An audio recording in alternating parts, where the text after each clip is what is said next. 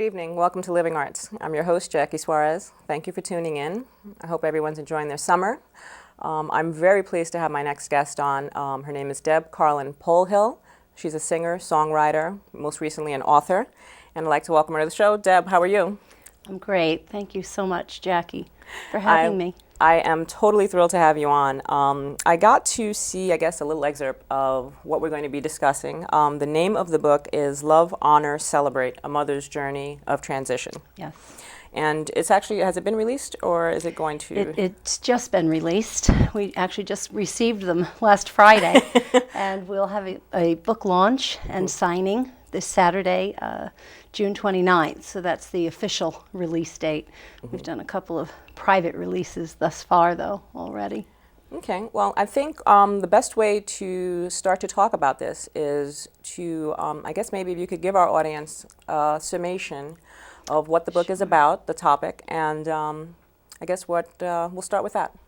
Well, Jackie, as you know, October 9th, 2011, while it began, much as any other day, quite normal, quite unextraordinary, it actually, by nightfall, became the day to redefine myself, my life, and my life's journey.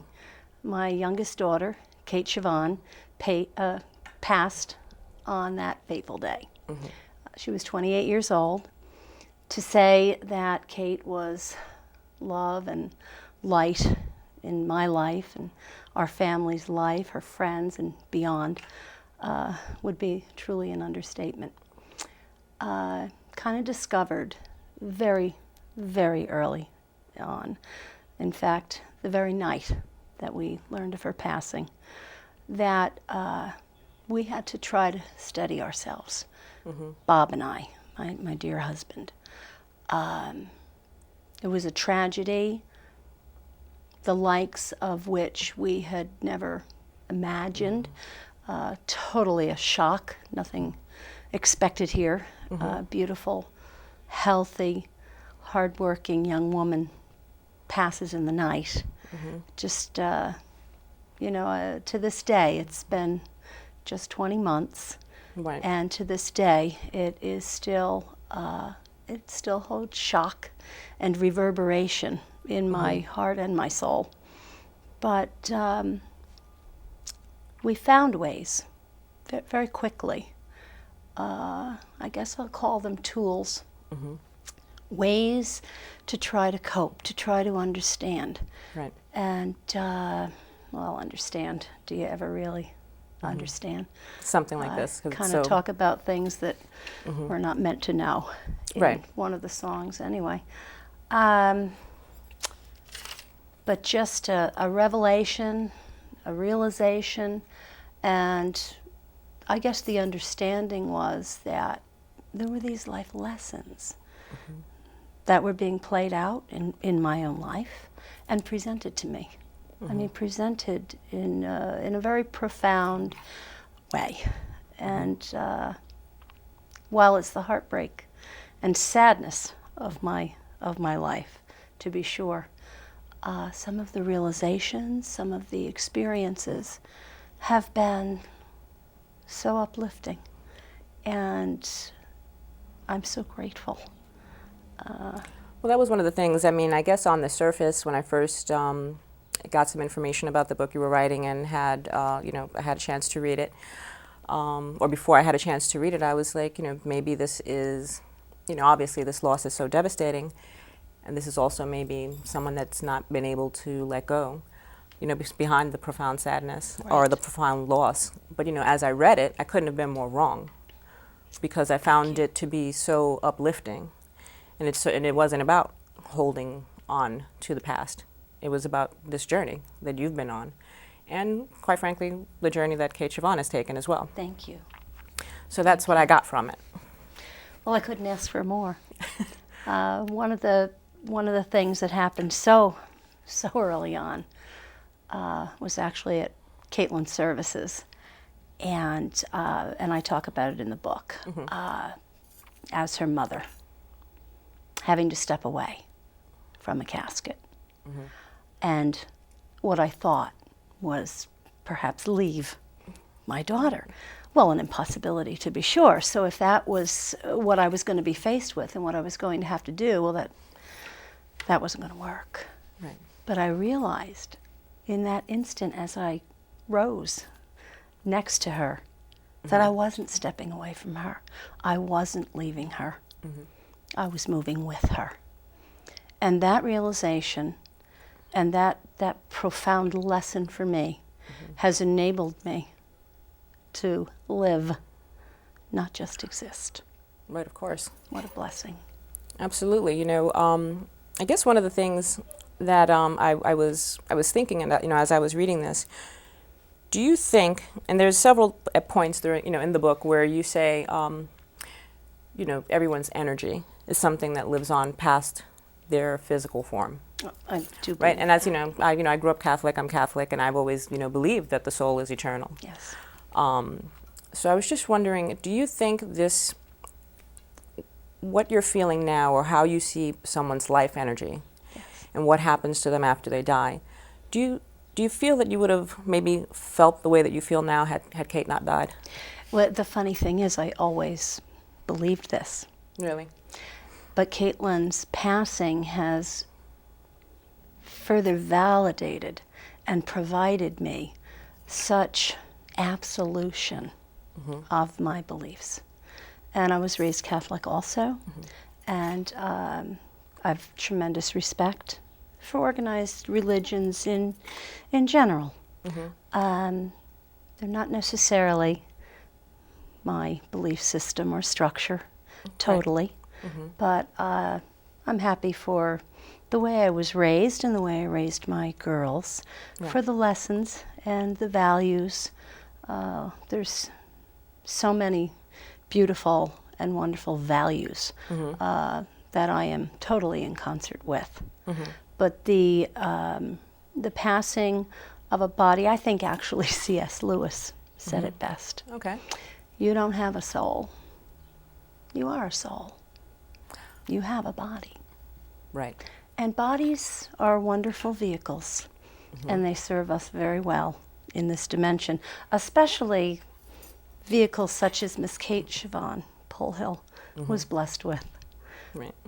Everyone's not blessed with health, and I don't take it lightly that my daughter was. But, you know, that's a house. It's a vehicle. Our real selves are souls. I don't believe energy dies. I don't believe in death per se. I believe in transition. I believe in passing and transition, and that power and energy does prevail. I with all my heart and soul, am sure of it. You know, there was a, I guess it was, I guess where you were, it was a storm that happened here in town. I think I remember that because it was right before Halloween, right? Yes, it was. They were and canceling Halloween that year. You mentioned in the book that, you know, all the electricity, of course, was out, and you and your husband were home by yourselves, Yes. and you were by a fire, and you received, first, I guess, a flash of light that you saw out in the garden. It was unbelievable. I've never seen anything like it. What did it look like? What is it? It was total, absolute illumination, and it was a little longer than a sudden flash. I mean, it was sudden, but as it struck, everything illuminated. When I say everything, Bob and my chairs were facing each other, so we were each looking out the opposite sides of the house. Okay. My view being the front, his view Oh, so it was being around the back. entire house. It was the entirety of the property. And I mean, we had enough time to jump to our feet. What was it? And looked out, and this was several hours after the power had been gone. Wow. As you know, we first thought transformer. Well, the transformer was long gone. We had heard that pop and lost our power hours before. There's a transformer down on Crampon Road that serves our area.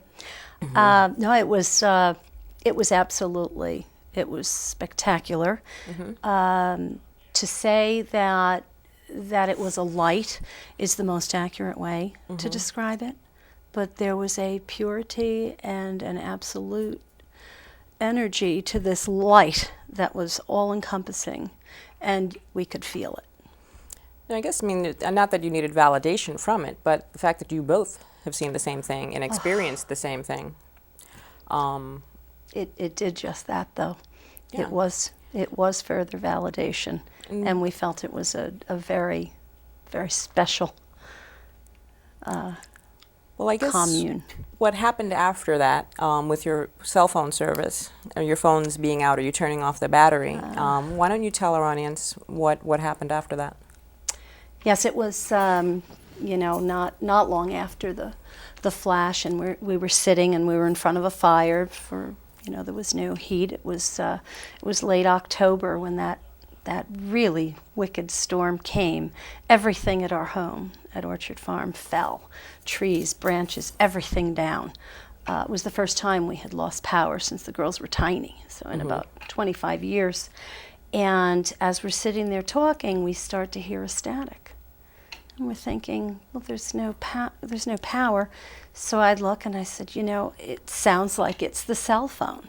And we picked up my cell phone, which is off. It had been. We had turned them off hours before to conserve the little bit of battery we had in case there was an emergency of any sort that we had to call anyone.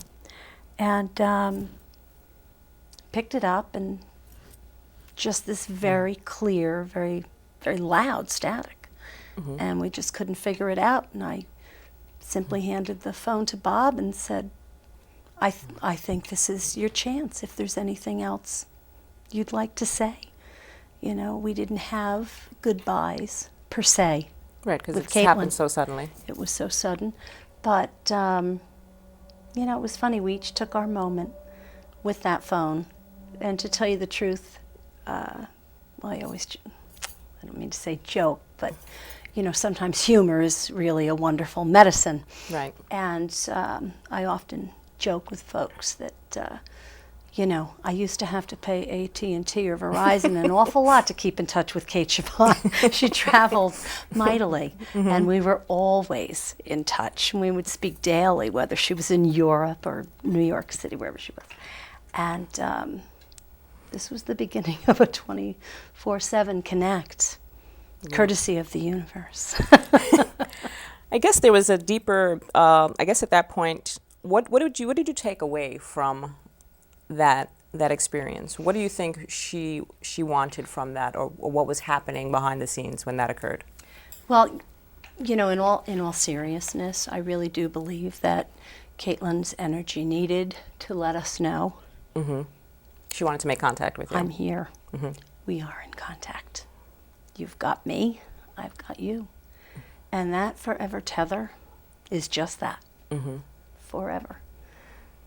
Someone asked recently, when a parent loses, or rather when a child loses their parents, they're called an orphan.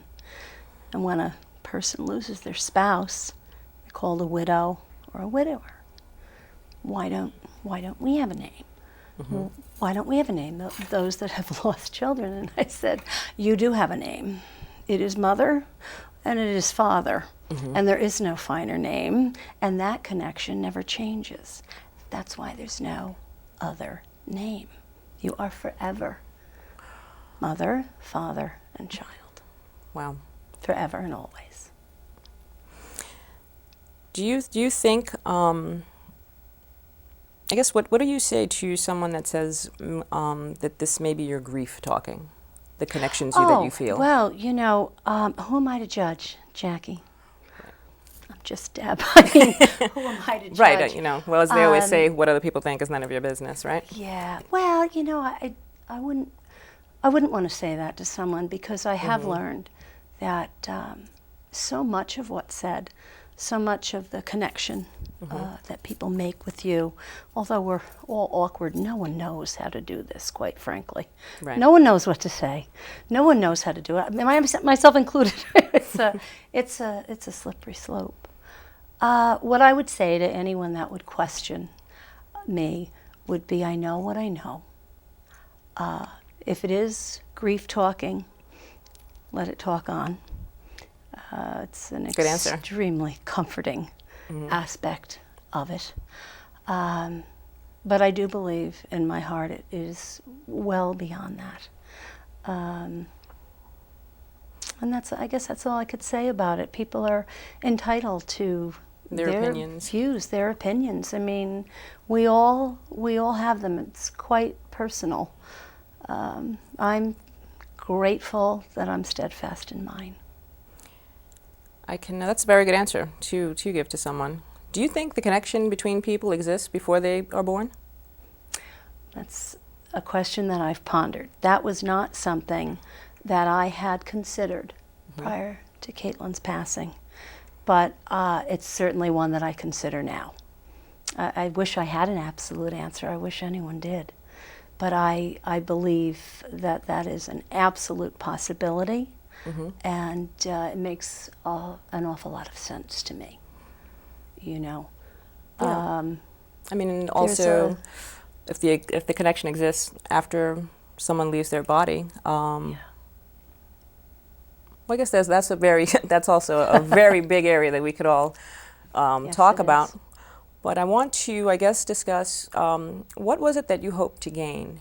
Not gain, but what was the thought behind writing this tribute to your daughter, which is Well, what the it is? funny thing is, Jackie, I didn't know I had begun writing a book as a tribute to my daughter. Were these journal writings initially? I write, and not that I keep a journal per se, but journal writings of a sort. Certainly my poems, my songs, the lyrics. I found myself writing narrations. Part of my own process, part of my loving, my honoring on the path toward what I pray will be celebration, and I believe it will. A friend of mine said to me in January of 2012, Deb, you need to write a book. You need to put these things you've begun together. I think it's a book. You really need to write a book. And my daughter said so as well. And I always listen to my friends. But, 10 days after Caitlin passed, I wrote the lyrics to a song I titled The Master Composition. Yes, it's lovely. So I guess right there is the answer to that knowledge beforehand, before children are born. I do believe we have direct hand. I do believe we have and are granted responsibility and power in this life. And I do take it as a responsibility in a good way. But I also know there are things that are well outside of our control. There are things that the universe deems. And so those things, I think, are already written. Yeah, just to let our audience know, you had mentioned in the book that, writing her eulogy, Yes. And the obituary, I guess you felt you couldn't really put the words together, which, I can imagine just how distraught you must have been. Yes. But you felt that same energy or that movement within you, and Yes. She kind of assisted you in writing that. I know that the words were sent. Much of the book, most of the songs, not all, some lyrics I write, and I work at forming and creating. And some of the poems were simply sent. And that had happened before. I only started songwriting in 2008, even then inspired by Kate Siobhan. I have another magnificent daughter, Lauren, Right. who's Caitlin's older sister, and we're very close as well. But the songwriting had been inspired by Kate. And Kate shared some of my same desires and outlets in terms of speaking and writing and sharing. So this was, just to give people a little background, you spent a number of years working for the Postal Service. I did, yes. Then you take early retirement, and you wanted to start Visions and Vibes. So why don't you Exactly. tell our audience about that and what's going on? Because Well, it's interesting. Life has its own ideas. I think it might have been John Lennon that said, life's what happens while we're making plans. yeah, right. The best laid plans never come to be. In June of 2011, I retired from the postal headquarters on an early out incentive that they provided. I thought, let me just go now and make sure I've got the retirement I've earned, because it was, with the cuts that were coming, Right. it was not looking beautiful there. So I took that, and I started, the very next day, I started Visions and Vibes. And I was doing some marketing, some communications, and a little bit of events. And So doing kind of like event planning, or some event planning, and I had just 4 clients. Did my first vendor show June 2nd. I retired June 1st, so I didn't take any time off. It really wasn't my style or speed to do that. And come October 9th, well, I was placed on a different path for a little bit different journey. And so I called the few clients that I had, and well, actually they reached out to me, and everyone just couldn't have been more wonderful. Just, we're here when you want, when you're ready. And I said, I don't know that I will be ready for that. I'll be ready for something. I don't know when. And so I really just took time off and grieved. And I look back, I can't even believe this, but I'm happy to share, I'm happy to say that I am up every day, my husband and I, and we always have been. It's not always easy. right. But we just rise, because something tells us that we must be present. We are given these days. If I'm grateful for the days Caitlin was given, and if I truly honor them, and if life is truly a gift, then how dare I not receive it? I love that saying that you have the magnificent 28. Thank you. Kind of as a homage to the 28 years that your daughter was alive. Absolutely. So it's a very nice way to look at it. Thank you. Thank you. So as of, you said 20 months have passed, how are you today? And how is your family today? Besides your husband, Bob, you have your daughter, Lauren, and also your granddaughter. Yes, we have little Emma Adele, and we have my son-in-law, Brendan, and we are well. I'm happy to say we are well. I am well. I am forever changed. There's a lot of sadness that there's no way around. It's not a happy thing. It's Right. it's not finding happiness in everything, but it is finding value, it is finding worth. And I have found, through loving and honoring, the path to celebration. But not To quite there really quite yet. celebrate. Well, I can't say that I am. I try on a regular basis to celebrate Caitlin, and I think I do celebrate her in my heart to a degree, but to really, really celebrate, I'm not quite there yet. Right. I mean, I can imagine. This is a wonderful book. Your tributes to her are just so profound and so special. Oh, thank you. That I'm sure, wherever she is, she's very proud of you. Thank and you. sharing this story with other people. Anyone else that, and this may not be about the loss of a child, it may be the loss of anyone that's close to you and that you love. Well, my prayer would be that it might have some, maybe for someone, and it's hard to say. I mean, you had asked earlier, and I think I avoided your question. I didn't mean to. What did I seek to maybe not gain, but What was the aim in reap writing the what book? would come out? Yeah. And I started down that path of my friend, and I don't know where I went. I went off on another little path and journey. But when I really did begin to finalize it as a book and make conscious plans to release it, the prayer was, perhaps, just perhaps, something might be an inspiration for someone, and not necessarily someone in the same shoes. But everyone faces loss, Jackie. Yes. We all face loss. My husband and I knew early on we hadn't cornered the market on pain. We hadn't cornered a market on something so profound that no one else could understand it. Right. Sadly, in any given day, in any given room, we don't stand or sit alone. There are others in the same shoes, you know. Yes. And for some people, the most profound loss Mm-hmm. is a pet. For some people, it's A parent. it's a parent. For some, it's a sibling. I mean, you know, no one is in a position to judge anyone else's pain or anyone else's loss. But That's I think true. we should all share, if possible. Well, again, you know, congratulations on the book. We've actually run out of time, and I'd like Thank you to you. give the audience just a look at the tattoo that you have. Thank you. And explain that a little. Well, I'm always so proud to wear my tattoo, which I had done the November after Kate's passing. So you a could little, just aim it about at a the month, camera here. about a month after or so.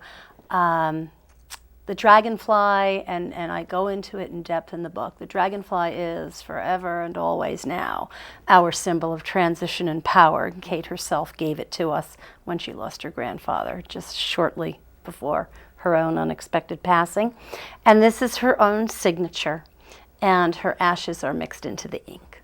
Wow. So I know I have her in my heart, but I like to have her on my sleeve as well. So you've heard it here first. Love, honor, celebrate. A mother's journey of transition. Do pick it up. You have to go to your website, Deb's website, and I'll read it to you here. It's www.visionsvibes.com. All the information about book signings and various things that she's got going on will be on there. As always, thank you for tuning in. Visit us on YouTube, like us on Facebook, and we will see you again soon. Peace. Throughout our children's lives, we constantly send them off on journeys. The first day of nursery and grade school, the college years, and trips far and wide, domestic and abroad. Each of these times, we call upon our faith to help us through, to care for our children while we are apart, and to help us to muster the courage we need while they are away from us, to trust that they will be all right until we are reunited again. We learn to trust that the connection between parent and child is far stronger than simply a physical one. We know and believe that our children are with us and are a part of us, whether we are near or far. In many ways, we call upon this same faith to comfort us when a child is called to embark upon their final journey. We summon that same courage to help us while we are apart, and we trust that the connection is indeed far more than just a physical one. We come to find that our child is most certainly a part of us, and we of them, no matter how far the physical distance between us.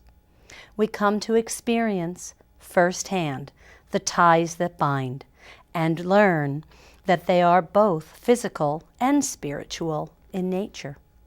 We understand that it is our responsibility to love and to honor our child and to celebrate their journeys, both here on this earth and beyond. It is through great faith, profound belief, and ultimate trust that we come to embrace our child's final destiny and truly celebrate their absolute magnificence. For it is the spirit of our child that was first entrusted to us to love, guide, and care for on this earth.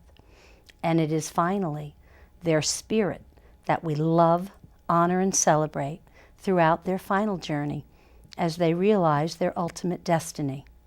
In doing so, our own journey is enlightened, enhanced, and enriched until such time as we are again and finally reunited for all eternity.